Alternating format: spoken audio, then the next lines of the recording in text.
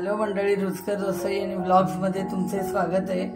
आज मी तुम्हाला घेवड्याची भाजी कशी करायची ती सांगणार आहे। ती रेसिपी कशी करायची बघूया आपण।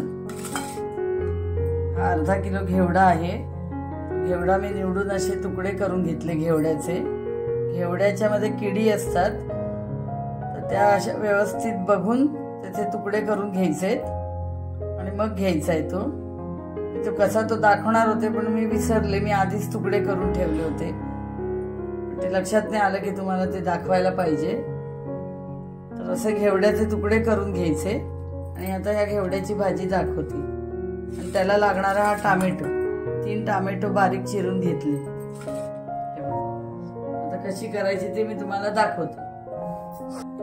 गॅस चालू केला आणि 3 चमचे कढईत तेल टाकले।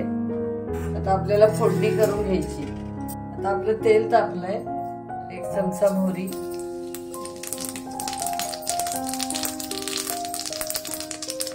थोडं हिंग, हळद 1 चमचा, तिखट 1 चमचा। टोमॅटो घालते।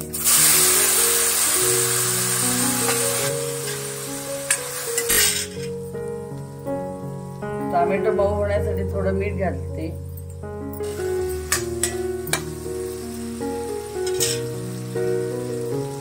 आता गोडा मसाला घालते 4 चमचे। मिसळण्यातला जो चमचा असतो त्याच्याने 4 चमचे गोडा मसाला घातलाय।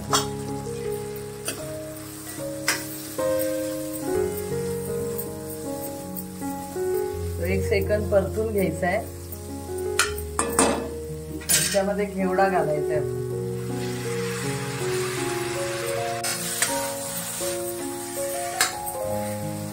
घेवडा स्वच्छ तुकडे केल्यानंतर धुवून घ्यायचा आहे, मग भाजीसाठी वापरायचं आहे।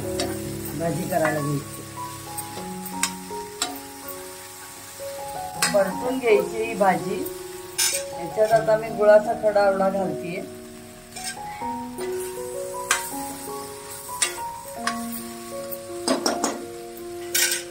आणि आता 1 भांड मी पाणी घालते याच्यामध्ये शिजण्यासाठी। अंगालगत पाणी घालायचंय, जास्त नाही घालायचंय बघा। ती भाजी शिजण्यापुरतं पाणी घालायचंय आपल्याला। 1 भांड पाणी घातलंय। शिजायला अंदाजाने किती पाणी लागतं ते बघून घालायचंय। आता याच्यावर झाकणे ठेवते।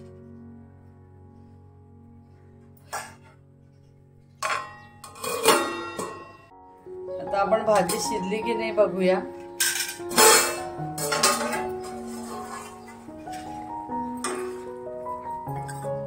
अजून व्हायची आहे भाजी। 2-3 मिनिटांनी झाकण काढून बघायचे। पाणी आता वाढवायचं नाही, ह्या पाण्यातच आता ती शिजून जाईल। पुन्हा मी झाकणी ठेवली आहे। गॅस मीडियम ठेवलाय। आता भाजी शिजली की नाही बघूया आपण। 5 मिनिटं झाली आहेत।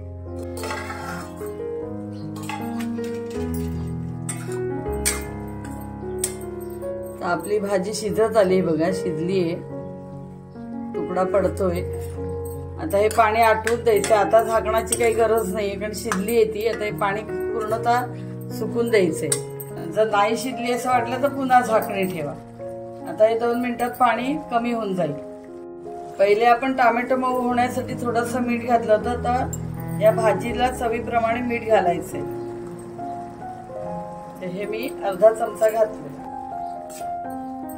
तर 2-4 मिनिटांमध्ये पाणी वाळून जाईल, संबंध कमी होऊन जाईल। आणि अंगालगत रस ठेवायचा असेल तर तसाही ठेवू शकता, नाहीतर एकदम सुकी भाजी पण करू शकता। तर आपली भाजी होत आली। हा बघा अंगालगत कसा रस्सा आहे। ह्याच्यापेक्षा जास्ती नाही ठेवायचा, म्हणजे मसालेदार छान भाजी लागते गोडा मसाल्याची। हे बघा, इतपतच एकदम अंगालगत। एकदम घट्ट पण ही भाजी करायची नाही, कारण ती एवढी चांगली नाही लागत। अशी ठेवायची। हे बघा, खाली तुम्हाला रस दिसत थोडासा। आपली ही आता भाजी झाली। आता सर्विंग बाउल मध्ये मी काढून दाखवते। तर अशा प्रकारे मी तुम्हाला घेवड्याची भाजी करून दाखवली। ही पोळी, फुलका, भाकरी, भाताबरोबर कशाबरोबरही तुम्ही ही खाऊ शकता. अतिशय चविष्ट गोडा मसाल्यातली भाजी होते. तर तुम्ही मी सांगितल्याप्रमाणे करून बघा आणि माझ्या रेसिपीला लाईक, शेअर, सबस्क्राईब करा आणि सपोर्ट करा आणि कमेंट्स करा. थँक्यू.